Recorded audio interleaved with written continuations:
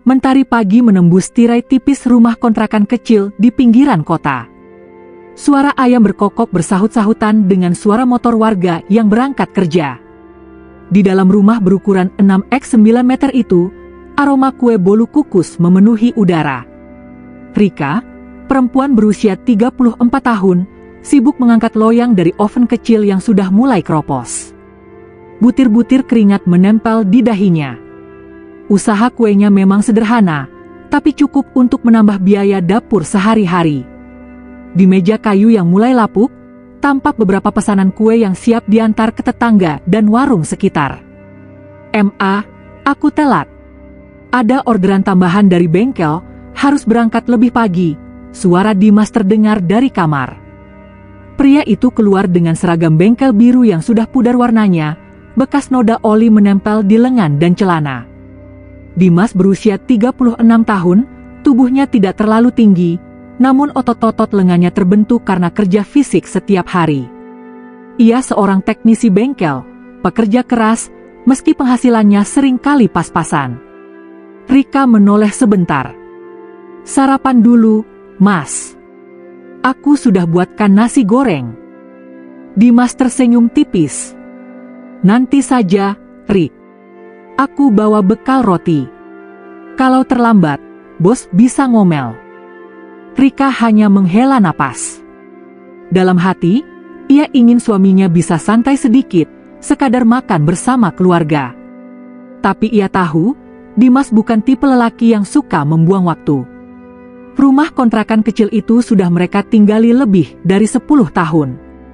Anak mereka, Farah, 11 tahun, dan Dini, 8 tahun, tumbuh besar dalam keterbatasan.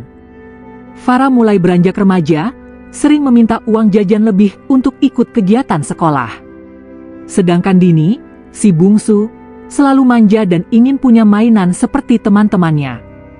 Suatu malam, setelah anak-anak tidur, Rika duduk di ruang tamu yang lampunya temaram. Dimas baru pulang kerja, wajahnya penuh lelah. Bau oli bercampur asap knalpot menempel di tubuhnya. "Mas," suara Rika pelan tapi penuh tekanan, "sampai kapan kita terus begini? Kontrakan sebentar lagi naik. Farah sebentar lagi masuk SMP, biayanya nggak sedikit. Aku juga capek, harus banting tulang jualan kue." Dimas menunduk, menyandarkan tubuhnya di kursi butut. "Aku tahu, Rik. Aku minta maaf. Aku akan cari cara. Aku akan tambah kerjaan, mungkin ambil lembur." Jawaban itu membuat hati Rika semakin sesak. Ia ingin marah, tapi melihat wajah lelah suaminya, ia hanya menghela napas panjang. Dalam pikirannya, ada suara yang mulai berbisik. Kalau memang kerja keras, kenapa hasilnya tidak kelihatan? Jangan-jangan Mas Dimas punya rahasia lain di luar sana? Pikiran itu cepat ia tepis, tapi sayangnya bisikan curiga itu semakin sering datang, terutama saat suaminya pulang makin larut malam. Tatapan tetangga. Kehidupan rumah tangga mereka bukan tanpa sorotan. Tetangga sekitar kontrakan sering memberi komentar miring. Rika kasihannya, suaminya cuma montir. Hidupnya pas-pasan banget. Kalau aku jadi dia, mending nyari kerja lain, yang jelas gajinya. Rika pernah mendengar bisikan-bisikan itu saat ia mengantar kue ke warung. Meskipun pura-pura tersenyum, hatinya terluka. Malamnya, ia meluapkan kekesalannya pada Dimas. "Mas, apa kamu nggak malu? Orang-orang ngomongin kita. Katanya suamiku cuma montir bengkel, hidupnya miskin. Aku juga capek dengar begituan." Dimas diam. Ia tahu istrinya hanya melampiaskan perasaan. Namun, diamnya justru membuat Rika semakin kesal. "Kenapa kamu nggak jawab apa-apa? Apa memang benar kamu nggak punya niat berubah, Mas?" Dimas menatapnya sebentar, lalu menghela napas panjang. "Rik, aku kerja sekuat tenaga. Kalau ada jalan lain, aku juga mau coba. Tapi percayalah, semua yang kulakukan ini demi kalian." Jawaban itu bukannya menenangkan, justru membuat hati Rika makin bimbang. Semakin hari, jam kerja Dimas semakin panjang. Ia sering bilang harus lembur atau ada panggilan darurat dari bengkel. Kadang pulang lewat tengah malam, bahkan pernah subuh baru tiba. Suatu malam, saat menunggu di ruang tamu, Rika menggenggam ponselnya erat-erat. Kalau memang kerja, kenapa nggak ada bukti jelas? Kenapa aku nggak pernah tahu bengkel itu buka sampai malam? Pikirnya. Pikirannya melayang ke kemungkinan buruk. Apa mungkin Dimas berselingkuh? Apa mungkin ada perempuan lain yang membuatnya betah di luar rumah? Begitu pintu berderit, Dimas masuk dengan wajah kusut, rambut acak-acakan, dan tangan kotor penuh oli. Ia tersenyum lelah. "Maaf, Ri. Ada motor mogok di jalan tol, aku yang dipanggil." Rika menatapnya tajam. "Jam segini masih ada kerjaan? Jangan-jangan kamu bukan di bengkel, Mas?" Dimas terdiam. Ia menatap istrinya lama, lalu hanya berkata lirih, "Kalau aku bilang semua ini untuk kita, apa kamu percaya?" Kalimat itu membuat hati Rika campur aduk, antara percaya dan curiga. Hari-hari berikutnya, rumah tangga mereka seperti berjalan di dua dunia. Dimas semakin sibuk, sementara Rika semakin dihantui rasa curiga dan lelah. Anak-anak sering menjadi penengah tanpa sadar. "Bu, ayah kerja terus ya? Kenapa nggak pernah main sama kita?" tanya Farah suatu malam. Rika tercekat, tak bisa menjawab. Hanya senyum pahit yang keluar. Di sisi lain, Dimas menyimpan sesuatu yang tidak diketahui siapapun. Setiap kali ia menyimpan sebagian gajinya, ia berkata dalam hati, "Bertahanlah sedikit lagi, Ri. Suatu hari kau akan tahu semua ini bukan sia-sia." Malam itu, setelah anak-anak tidur, Rika menatap langit-langit kamar yang penuh bercak rembesan. Matanya tak bisa terpejam. Ia merasa lelah, curiga, sekaligus bersalah. Di ruang sebelah, Dimas sudah terlelap dengan tubuh penuh keringat dan aroma oli. Wajahnya damai, seolah tak ada beban. Rika menatap suaminya lama. "Kalau saja aku bisa percaya penuh padamu, Mas, kalau saja," gumamnya. Ia tidak tahu bahwa perjalanan rumah tangganya akan segera memasuki babak baru. Babak penuh air mata, penyesalan, dan cinta yang akhirnya terungkap dalam cara yang paling mengejutkan. Malam itu, hujan deras mengguyur atap seng rumah kontrakan. Air menetes dari sela-sela genteng yang bocor, jatuh tepat ke ember plastik biru di sudut ruang tamu. Suara tik, tik, tik terdengar berulang, seolah ikut menambah beban hati Rika. Jam sudah menunjukkan pukul 11 malam. Dimas belum juga pulang. Ponselnya tidak bisa dihubungi, hanya nada sambung tanpa jawaban. Rika duduk di kursi kayu sambil menggenggam ponsel erat-erat. Hatinya berdebar campur kesal. Kerja apa pulang jam segini? Apa benar bengkel masih buka sampai tengah malam? Pikirnya. Tangannya gemetar. Ia hampir mengetik pesan panjang berisi tuduhan, tapi akhirnya menghapusnya. Ia menunggu, sampai akhirnya suara motor terdengar di depan rumah. Dimas masuk dengan tubuh kuyup, helm masih meneteskan air. Masya Allah, hujannya deras banget. "Maaf, Rik, ada motor mogok jauh. Aku baru bisa pulang sekarang." Rika menatapnya tajam. "Jam segini? Hujan-hujan? Kamu pikir aku percaya begitu saja? Jangan-jangan kamu ada urusan lain di luar sana?" Dimas terdiam, menatap istrinya yang penuh emosi.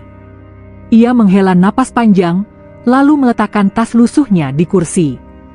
"Rik, kenapa kamu selalu berpikir yang tidak-tidak?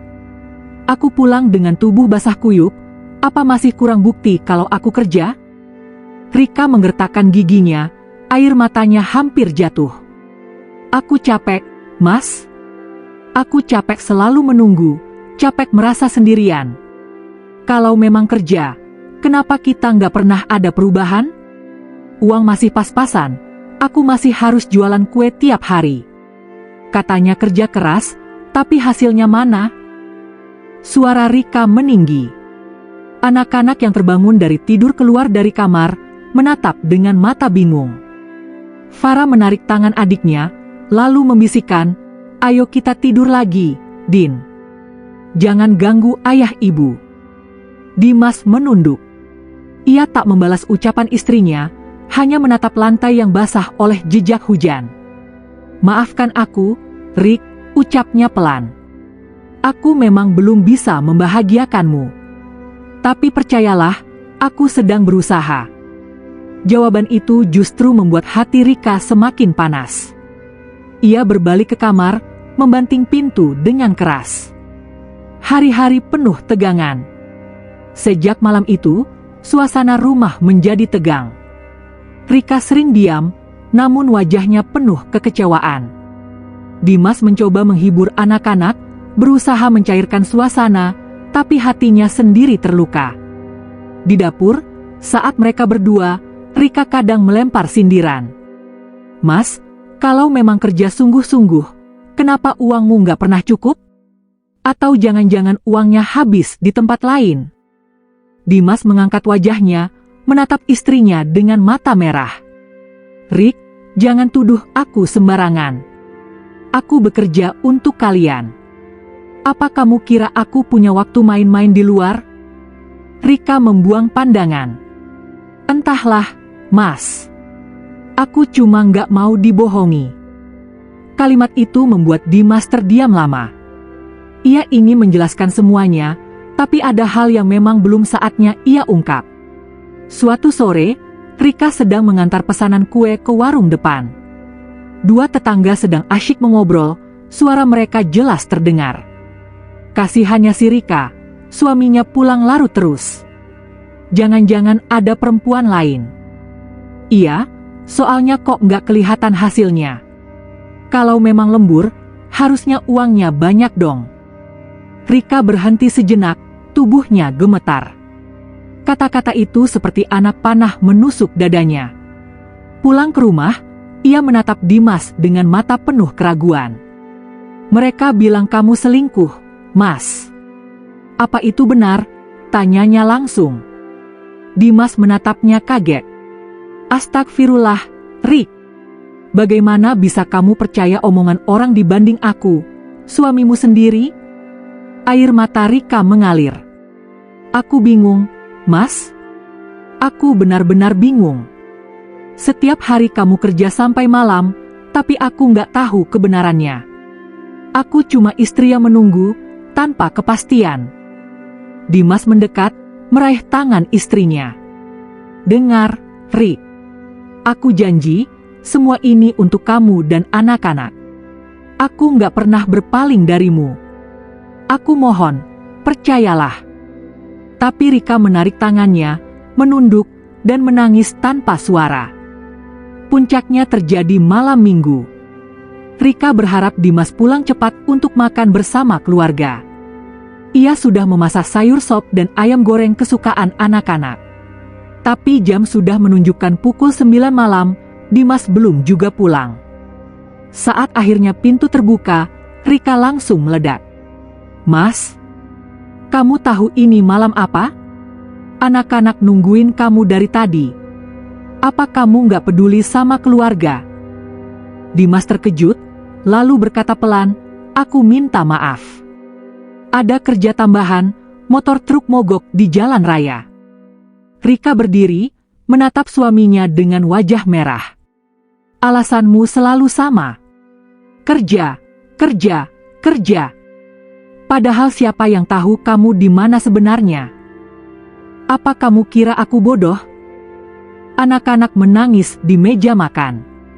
Dimas menatap mereka sebentar, lalu kembali menatap istrinya dengan mata berkaca-kaca. "Rick, aku nggak pernah sekalipun berniat menyakitimu. Aku nggak pernah main-main di luar. Tapi kalau kamu sudah nggak percaya lagi padaku, apa gunanya aku pulang ke rumah ini setiap malam?" Kalimat itu menggantung di udara. Rika terdiam, lidahnya keluh. Dalam hati ia ingin percaya, tapi bayangan buruk selalu menghantuinya. Sejak malam pertengkaran besar itu, Dimas dan Rika seperti hidup di dunia yang berbeda. Mereka jarang bicara, hanya menukar kalimat seperlunya. Dimas tetap bekerja keras, pulang larut malam, sementara Rika semakin sering tenggelam dalam rasa curiga. Namun, di balik diamnya, Dimas menyimpan luka yang dalam.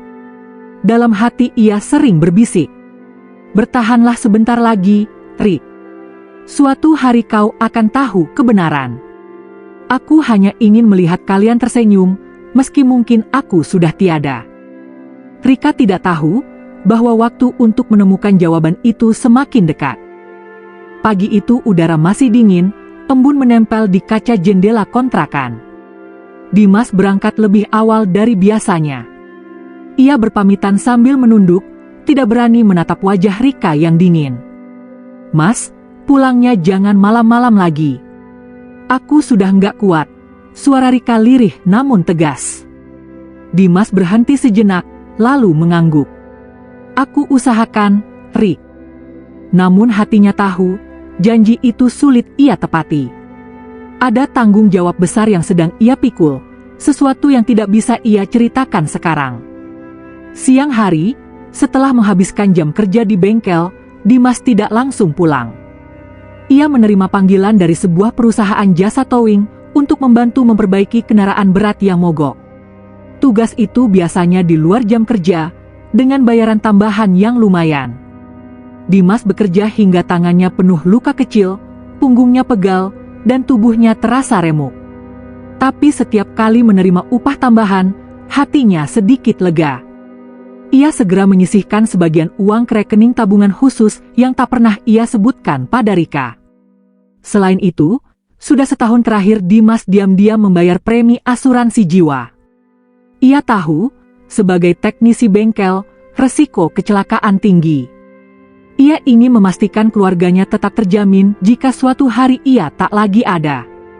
"Lebih baik aku menanggung lelah sekarang, daripada Rika dan anak-anak sengsara nanti," batinnya. Malam itu, setelah hampir 16 jam bekerja, Dimas pulang dengan langkah gontai. Tubuhnya dipenuhi bau oli dan asap knalpot. Ia membuka pintu pelan-pelan, berharap tidak membangunkan anak-anak. Namun ternyata Rika duduk di ruang tamu, wajahnya tegang. "Mas baru pulang?" tanyanya ketus. "Iya, Rik. Maaf, ada kerjaan tambahan." "Kerjaan tambahan atau alasan tambahan?" Suara Rika meninggi. Dimas terdiam. Ia ingin menjelaskan, tapi ia takut Rika salah paham lebih jauh. Jadi ia hanya menunduk. "Aku capek, Mas. Aku capek menunggu, capek curiga. Aku nggak tahu lagi harus percaya atau enggak." Katanya kerja keras demi keluarga, tapi kenyataannya aku tetap merasa sendirian. Dimas menelan ludah. Ia ingin berkata, "Percayalah, Rik, semua ini untukmu. Bahkan kalau aku mati pun, kalian akan tetap aman." Tapi kata-kata itu tertahan di tenggorokannya. Beberapa hari kemudian, Farah pulang sekolah dengan wajah murung. Ia meletakkan tas di meja makan dan berkata, "Bu, temanku bilang, ayah kerja sampai malam pasti karena punya perempuan lain. Apa benar, Bu?" Rika tercekat. Pertanyaan polos itu membuat hatinya terguncang. "Jangan dengar omongan orang sembarangan, Nak," jawabnya cepat. Namun saat malam tiba, kata-kata Farah itu justru bergema di benaknya. Saat melihat Dimas pulang dengan wajah letih, hatinya kembali diliputi rasa curiga. "Mas, apa benar kamu jujur sama aku?" tanyanya tiba-tiba. Dimas menoleh, kaget. "Maksudmu?" "Jujur, Mas. Apa memang semua lembur itu benar? Atau ada sesuatu yang kamu sembunyikan dariku?" Dimas memandang istrinya lama, lalu tersenyum pahit. "Aku memang menyembunyikan sesuatu, Rik. Tapi bukan seperti yang kamu kira. Suatu hari kamu akan tahu." Jawaban itu bukannya menenangkan, malah membuat Rika semakin gelisah. Malam itu, setelah semua tidur, Dimas duduk sendirian di ruang tamu. Ia menatap amplop coklat berisi dokumen asuransi dan tabungan. Di atasnya, ia meletakkan secari kertas yang sudah mulai ia tulis beberapa waktu lalu, sebuah surat untuk Rika dan anak-anak. Tangannya gemetar saat menulis. Rika, mungkin suatu saat aku tak ada di sisimu. Tapi ketahuilah, semua lelahku, semua waktuku, hanya untukmu dan anak-anak. Air matanya jatuh, menetes di kertas itu. Ia segera menyeka, takut tintanya luntur. Ia lalu menyimpan surat itu di laci kamar, di bawah lipatan pakaian. Bukan sekarang waktunya kau tahu, Rik. Suatu hari nanti, gumamnya. Dimas mulai sering batuk keras.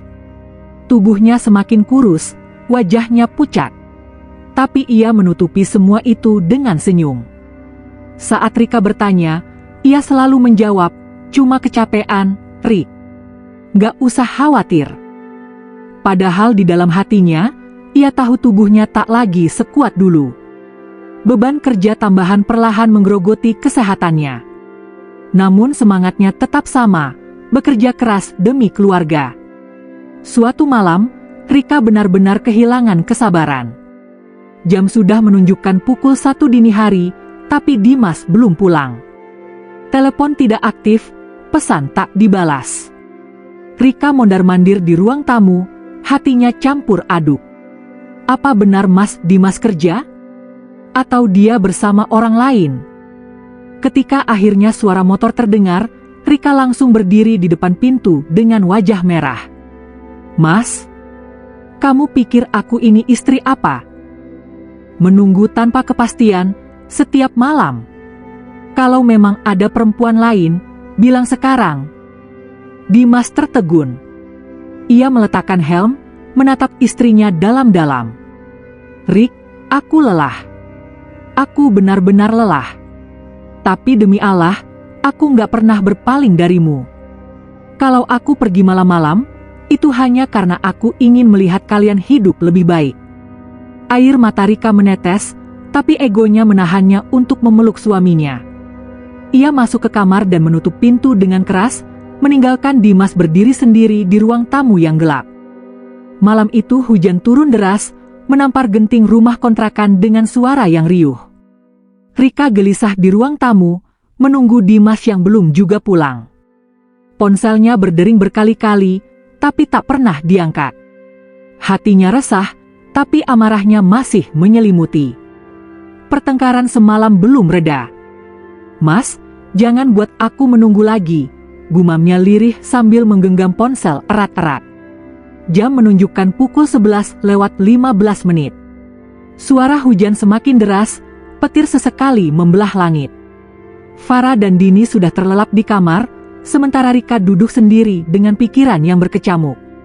Tiba-tiba suara ketukan keras di pintu mengejutkannya. Tok, tok, tok. Rika buru-buru membuka. Seorang tetangga yang juga bekerja sebagai ojek online berdiri dengan wajah panik. Bu Rika, ikut saya sekarang. Ada kabar tentang Pak Dimas. Wajah Rika pucat seketika. Kenapa Mas Dimas? Beliau kecelakaan, Bu.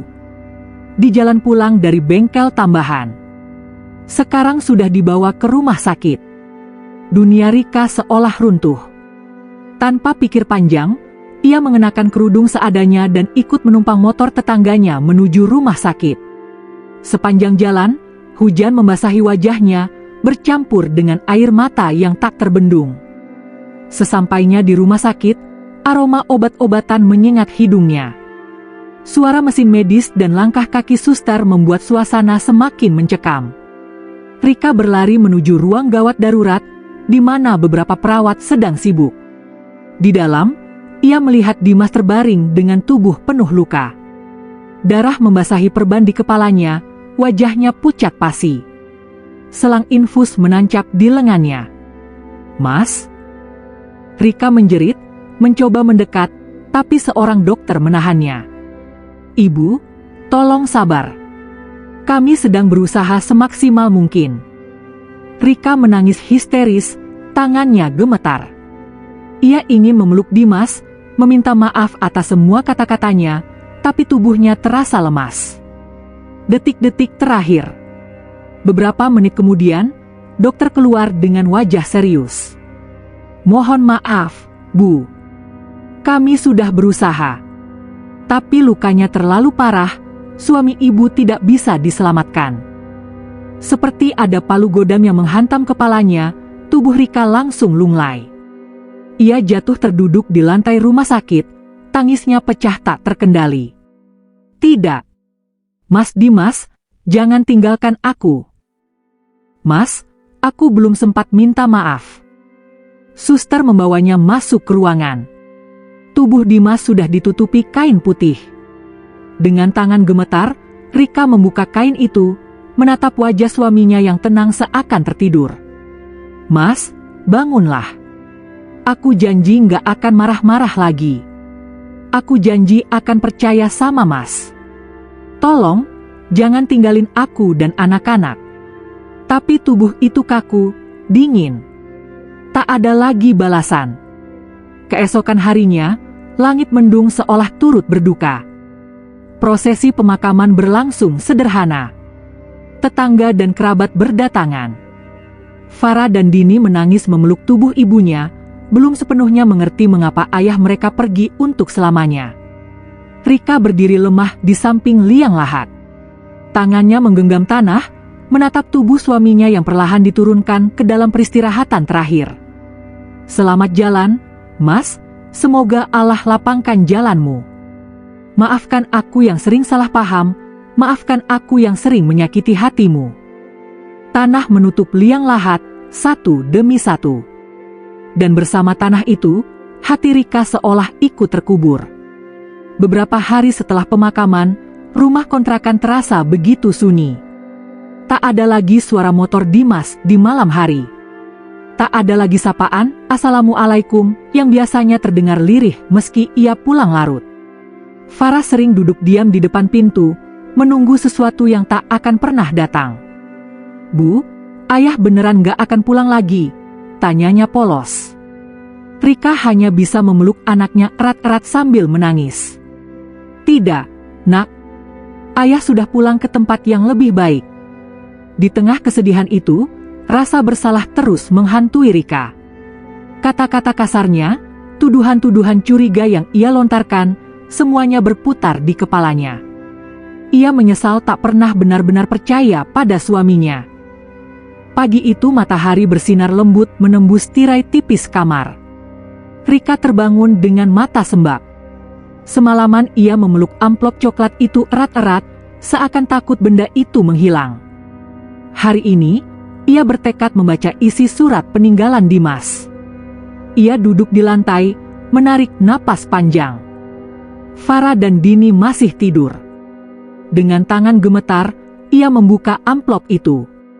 Di dalamnya ada sebuah surat tulisan tangan yang agak kusut, dan selembar fotokopi polis asuransi. Rika menatap kertas itu lama, sebelum akhirnya mulai membaca. "Untuk istriku tercinta, Rika. Jika kau membaca surat ini, mungkin aku sudah tidak ada lagi di sisimu. Pertama-tama, maafkan aku karena tidak pernah bisa membuatmu hidup berkecukupan. Maafkan aku karena sering pulang larut malam dan membuatmu curiga. Sungguh, aku tidak pernah berpaling darimu, Rik. Tidak sekalipun. Semua yang kulakukan, semua keringat dan lelahku, semata-mata hanya untukmu dan anak-anak kita. Aku tahu kau sering merasa sendiri, merasa aku tak peduli. Padahal, diam-diam aku ikut program asuransi jiwa sejak setahun lalu. Premi yang kubayar, aku sisihkan dari lembur dan kerja tambahan yang mungkin tak pernah kau tahu. Tujuanku hanya satu, aku tidak ingin kalian kesulitan kalau aku pergi lebih dulu. Aku ingin kau bisa hidup tenang bersama anak-anak tanpa harus khawatir soal biaya sekolah atau tempat tinggal. Rika, jangan pernah merasa aku tidak mencintaimu. Aku mencintaimu lebih dari diriku sendiri. Kalau nanti uang asuransi itu cair, gunakanlah untuk membeli rumah sendiri, menyekolahkan anak-anak, dan menjalani hidup yang lebih baik. Tolong jangan salah paham lagi, Rik. Jangan biarkan air matamu menjadi penyesalan. Aku pergi dengan tenang jika tahu kau akan baik-baik saja. Peluk anak-anak kita dariku. Katakan pada mereka, ayah selalu mencintai mereka. Suamimu yang selalu mencintaimu. Dimas. Begitu selesai membaca, tubuh Rika gemetar hebat. Air matanya jatuh bercucuran membasahi surat itu. Ia menjerit lirih, menutup mulut dengan tangannya agar tidak membangunkan anak-anak. Mas, kenapa aku sebodoh ini? Kenapa aku selalu curiga, padahal semua yang kau lakukan untuk kami? Ia menunduk dalam-dalam, mencium kertas itu berkali-kali seakan bisa menggantikan pelukan suaminya yang telah tiada. Hatinya seperti ditusuk ribuan jarum. Penyesalan itu terlalu besar untuk ditanggung. Namun, di balik rasa sakit itu, ada juga cahaya kecil yang mulai muncul. Cahaya dari pengorbanan seorang suami yang tulus. Beberapa minggu kemudian, Rika dipanggil ke kantor asuransi. Ia datang dengan langkah ragu, masih belum sepenuhnya percaya dengan semua ini. Di ruang administrasi, seorang petugas menyambutnya dengan ramah. Ibu Rika, ini berkas pencairan asuransi almarhum suami ibu. Semua syarat sudah lengkap, jadi dana akan segera cair ke rekening ibu dalam beberapa hari. Rika mengangguk, menandatangani dokumen dengan tangan bergetar. Namun sebelum ia pergi, petugas itu menatapnya dengan mata berkaca-kaca. Bu, suami ibu orang yang sangat baik.